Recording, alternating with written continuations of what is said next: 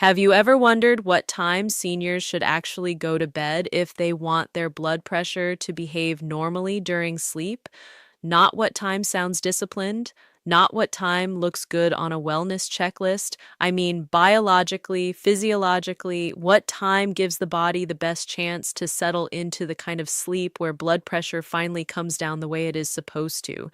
Because a lot of people think this is simple. They think the answer is just go to bed early. But early compared to what? 8 o'clock, 10 o'clock, midnight, and more importantly, early for whom? A 68-year-old who wakes up naturally at 5:30 in the morning is not living on the same internal clock as a 28-year-old who can fall asleep at midnight and still function the next day. And this is where the topic becomes much more interesting than it first appears. Because when we ask what time a senior should go to bed for normal blood pressure sleep, we are not really just asking about bedtime. We are asking about circadian rhythm. We are asking about deep sleep. We are asking about the autonomic nervous system, the balance between sympathetic and parasympathetic activity, and the one thing your cardiovascular system is supposed to do at night that many people never even realize is happening. Your blood pressure is supposed to dip while you sleep. That dip is not a bonus feature. It is not a luxury. It is one of the most important recovery periods your blood vessels get in every 24-hour cycle. And once you understand what that dipping pattern is, what disrupts it, and why aging changes the timing of sleep itself, the answer to the title of this video becomes much clearer, not because someone handed you a bedtime rule, but because the biology points to it. So let's build it carefully. The first thing to understand is that healthy sleep is not just unconsciousness. Sleep has architecture. It has stages, and your blood pressure does not behave the same way across all of them. During non-REM sleep, especially the deeper portions of sleep, the parasympathetic nervous system becomes more dominant. Heart rate slows down, blood vessels relax. Blood pressure typically falls by about 10 to 20% compared with daytime levels. That is what researchers call normal nocturnal dipping. Think about what that means. All day long, your cardiovascular system is responding to posture, movement, food, stress, temperature, emotion, noise, errands, screens, conversations, and the general business of being awake. At night, in a healthy rhythm, that system is supposed to get quieter, the pressure comes down, the vessels finally get a stretch of relative calm. But in a lot of older adults, that dipping becomes weaker, inconsistent, or disappears altogether. Some people become what researchers call non-dippers, meaning their blood pressure does not fall enough during sleep. Some even become risers, where pressure can stay high or climb during the night. And nighttime blood pressure matters more than many people realize. In cardiovascular research, nighttime pressure has turned out to be one of the strongest predictors of future trouble because it tells you whether the body is truly recovering while asleep.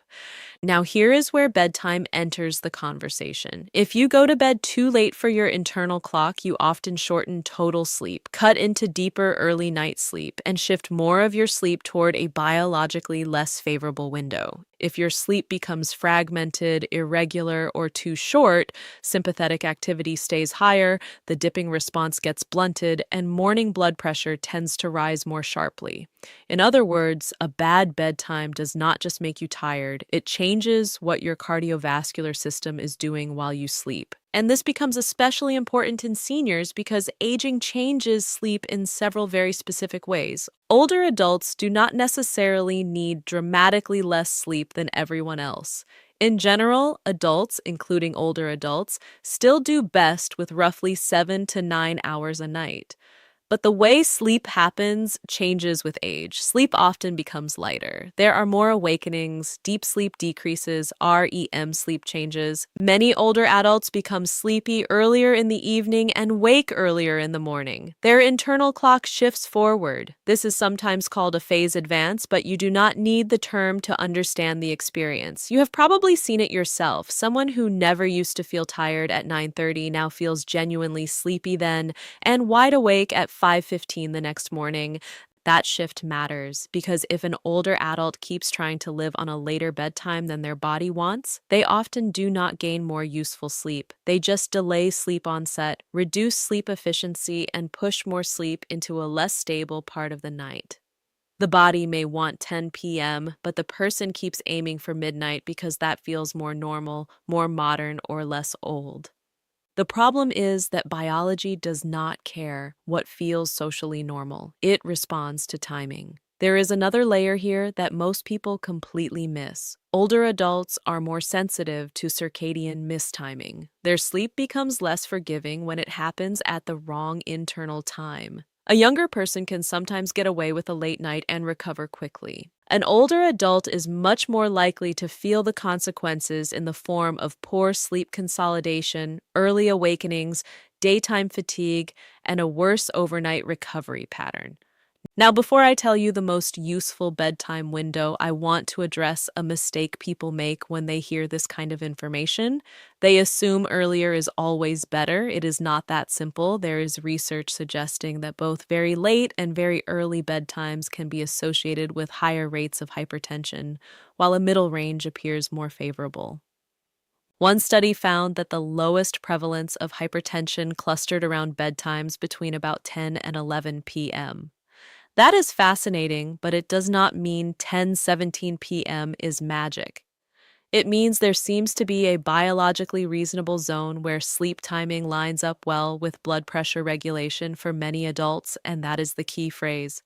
For many adults, not every adult, not as a rigid prescription.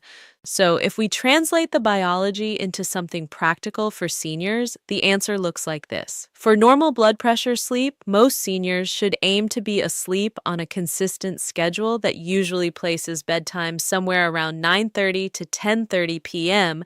and often no later than 11 p.m., especially if they naturally wake between 5 and 6:30 in the morning. Notice what I did not say. I did not say every senior must be in bed at 9. I did not say midnight is automatically dangerous for everyone. I said the goal is a bedtime that matches the older body's earlier circadian rhythm and still allows a full, stable 7 to 8 hours of sleep without pushing the sleep period too late. Why does that range make sense? Because the first half of the night is where a lot of the deeper non-REM sleep is concentrated. That is the stretch most associated with parasympathetic dominance, reduced cardiovascular load, and that healthy dipping pattern. When bedtime drifts later and later, especially in seniors who still wake early out of habit or biology, the amount of restorative sleep shrinks, and it is often the most restorative part that gets stolen first. Now let's talk about irregularity, because this may be just as important as the clock time itself. A surprising amount of blood pressure trouble is not just about sleeping too little, it is about sleeping unpredictably. Going to bed at 9:45 one night, 11:30 the next, 1 a.m. on the weekend, then trying to fix it Monday night. That kind of variability confuses the internal clock, and research has shown that even when people technically get enough hours, irregular bedtimes and wake times are linked to significantly higher odds of hypertension. That makes sense when you think about what the circadian system is trying to do. Your brain and body are constantly making predictions. When should melatonin rise? When should cortisol begin preparing you for morning? When should core body temperature fall? When should the kidneys shift fluid handling? When should blood pressure descend? A stable bedtime gives the body something like a repeated map. An irregular bedtime erases the map every few days. And older adults are often more vulnerable to that disruption than younger adults. They have less reserve. Sleep is lighter. Awakening is easier. If you pair that with evening television, late caffeine, inconsistent meals, bright screens, or late naps, the odds of fragmented sleep go up, and the odds of achieving a smooth blood pressure dip go down. There is also the issue of what happens before bed. Many seniors stop focusing on bedtime and start focusing only on the hour. But the body does not care only about the hour, it cares about the runway leading into it. If you drink caffeine too late in the day, even if you think you are used to it, you may be reducing sleep depth without fully noticing. If you eat a large meal too close to bedtime, you are asking digestion to stay highly active when the rest of the system is trying to slow down. If you drink a lot of fluid late in the evening, repeated bathroom trips can fracture the night into small pieces. And blood pressure recovery does not happen as well in fractured sleep as it does in consolidated sleep. Then there is the issue no discussion of seniors, sleep, and blood pressure should ignore sleep apnea. Because sometimes the problem is not that the bedtime is wrong. Sometimes the person goes to bed at a perfectly reasonable time, but their breathing repeatedly collapses during sleep. Oxygen drops, the brain partially wakes, sympathetic activity surges, blood pressure rises again and again through the night. This is one of the clearest ways a person can spend 8 hours in bed and still fail to get normal blood pressure sleep. So, if someone snores heavily, gasps, wakes unrefreshed, or feels sleepy despite a regular bedtime, the timing question may not be the whole story. But for the average senior without an untreated sleep disorder, we can now bring this down to something very practical.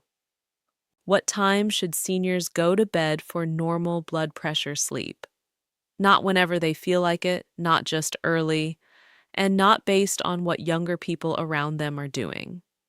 The most useful target for many seniors is a consistent bedtime that allows sleep to begin around 10 p.m., give or take about half an hour, with adjustments based on natural wake time. If someone reliably wakes at 5:30, then 9:30 to 10 p.m. makes more sense. If someone naturally wakes at 6:30, then 10 to 10:30 may fit better. If bedtime regularly drifts past 11 and wake time still stays early, blood pressure friendly sleep often starts to become harder to achieve because total sleep shortens and the night becomes less aligned with the body's rhythm. And I want to add something important here.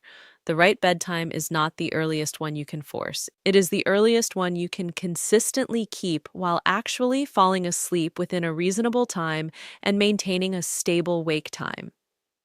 Lying in bed for 2 hours, frustrated, is not the same thing as getting restorative sleep. The goal is alignment, not punishment. So, what does a blood pressure friendly evening actually look like for a senior? It looks like exposing yourself to morning light so the clock knows when the day started. It looks like moving your body during the day so nighttime sleep pressure builds properly. It looks like not turning late afternoon into a second morning with a long nap. It looks like easing off caffeine later in the day. It looks like not loading the final 2 hours before bed with heavy food, bright screens, upsetting news, and big glasses of liquid. And then it looks like repeating roughly the same sleep and wake times, not perfectly, but consistently enough that the body can predict what is coming. This is where people often want a glamorous answer, some secret herb, some special breathing trick, some magic bedtime beverage. But the truth is more elegant than that. Blood pressure at night responds to rhythm. The older body especially responds to rhythm. Consistent timing, enough duration, and consolidated sleep are not boring basics. They are the mechanism. And that is why I think this topic matters so much, because people often treat high blood pressure as a daytime problem, a cuff problem, a sodium problem, a medication problem. Sometimes it is those things, but it is also very often a nighttime physiology problem, a sleep architecture problem, a timing problem. Your cardiovascular system does not recover only because the lights are off. It recovers when sleep happens at the right time in the right structure with enough continuity for the body to drop into the state it was designed to enter. So, if you want the shortest possible answer, here it is. For most seniors, the best bedtime for normal blood pressure sleep is usually around 9:30 to 10:30 p.m., often no later than 11 p.m., with the bigger priority being consistency and enough total sleep to support a full overnight dip in blood pressure. That is the answer. But now you also know why that answer exists. You know that blood pressure is supposed to fall 10 to 20% at night. You know that aging shifts the internal clock earlier. You know that deep early night sleep matters. You know that irregular bedtimes can work against blood pressure even when total sleep looks acceptable on paper. And you know that if the night is fragmented by apnea, late caffeine, heavy meals, or repeated awakenings, the body may never get the cardiovascular rest it came there for. That is the difference between memorizing a bedtime and understanding one. So tonight, instead of asking whether a bedtime sounds early, ask a better question. Does this timing actually work with the biology of an older body? Does it allow enough sleep? Does it happen consistently? Does it protect the dip your blood pressure is supposed to make while you rest? Because if the answer is yes, then you are not just going to bed. You are giving your cardiovascular system a proper night shift of recovery, and that changes the whole meaning of bedtime. So, if this video helped you think about sleep and blood pressure in a more useful way, make sure to subscribe to the channel. And if you want, leave a comment telling me what time you usually get sleepy naturally, not ideally naturally. Thanks for watching, and I'll see you in the next video.